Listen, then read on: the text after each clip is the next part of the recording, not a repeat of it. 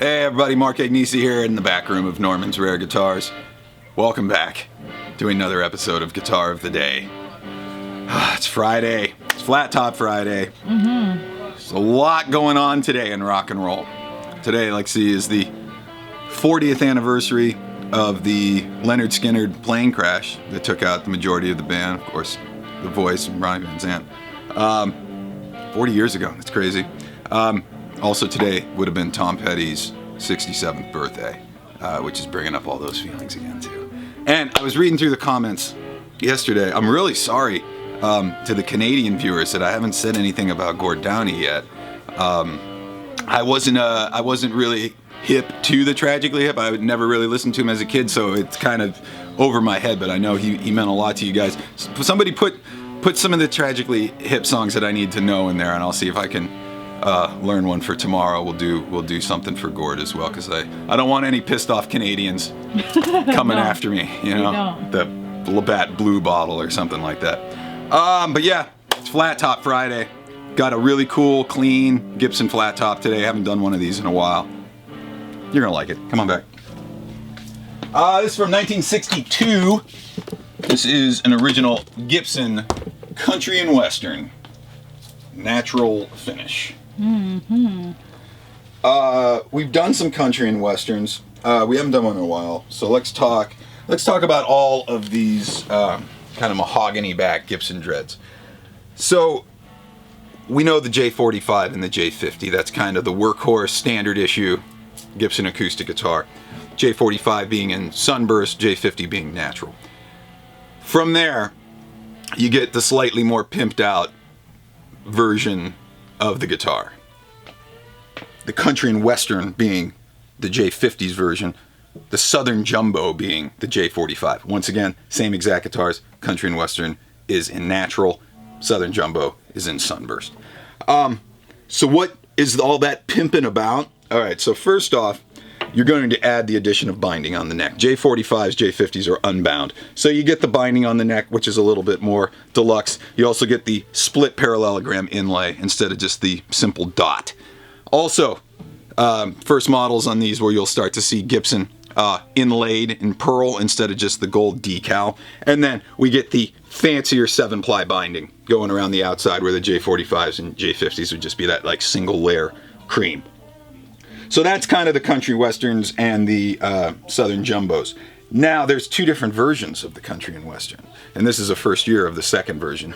First version is just like the J45s and 50s are going to be a sloped shoulder guitar. You're going to see those through the 50s all the way into 61. Once you get into 1962, while the J45s and J50s stayed slope shoulder, the country and westerns and the southern jumbos went to the square shoulder dreadnought body. So 62 is the first year for this, and they will stay square shoulder all the way through the end of the 1960s. One of the other things that happens once you get into the early part of the 60s, we get rid of the fixed bridge and it gets replaced with the adjustable saddle. Gives you these two screws here to raise or lower your action here at the saddle. This one also has a plastic bridge, which is factory. They did this kind of late 62, 63, even into 64, you'll see the plastic bridges. That is correct. Mark, what's the difference between this guitar and a Hummingbird? Pick guard, the only difference. The exact same guitar as a Hummingbird, all the same woods, all the same features, same inlays, same doodads on the headstock. They're basically just like the Hummingbirds, but it doesn't have the inlaid guard with all the birds on it. This one's in really, really great shape. Just a couple small scuffs on the back. Top's got some checking. There was one small bang that happened down here in the corner, but you can feel it's right on the kerfing in this brace here. So that thing's definitely not going anywhere. Sitka spruce top, mahogany back and sides, mahogany neck, and of course we got rosewood board on this one, plastic bridge. And we got just the little kidney-shaped button, Clouson tuners. These are fun guitars. This is what Sheryl Crow is most known for, her signature model. The Sheryl Crow is based on her square shoulder country and western. Don't remember the exact year of hers, but I know it's similar to this era. But let's go hit the couch, man. Let's give it a little finger style. We'll hit it with the pick. Tickling? We'll tickle it. Yes. Just a little bit. Let's go to the couch. See what this thing can do. All right, we're out front. We have the 1962 Gibson Country and Western original natural finish. Let's put it through the paces a little bit. We'll start with our fingers. We'll switch to a pick in just a minute.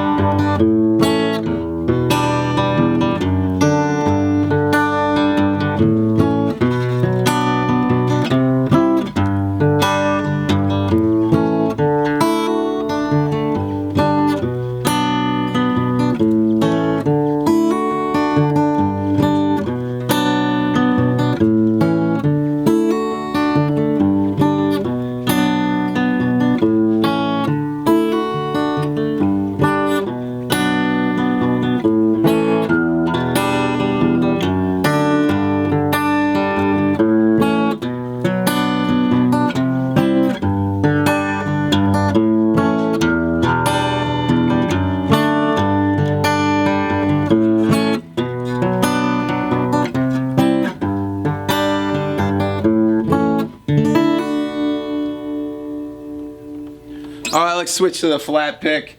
Let's hit this thing a little bit harder, see how that opens up when we lay into it. Happy birthday, Tom.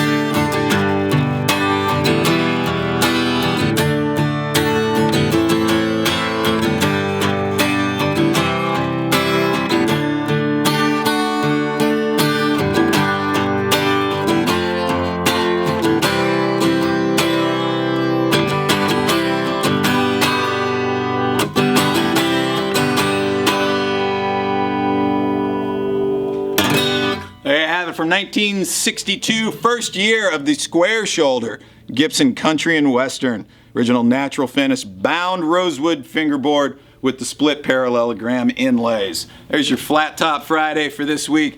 Follow me on Instagram at Mark Agnesi. Follow the store at Norman's Rare Guitars. And check this and the rest of these guitars out online at normansrareguitars.com. We got one more episode of Guitar of the Day coming at you tomorrow for the week. Come back and see us again. Till then, peace. Hey, where'd you get that shirt? markagnesi.com. Yes. Bye.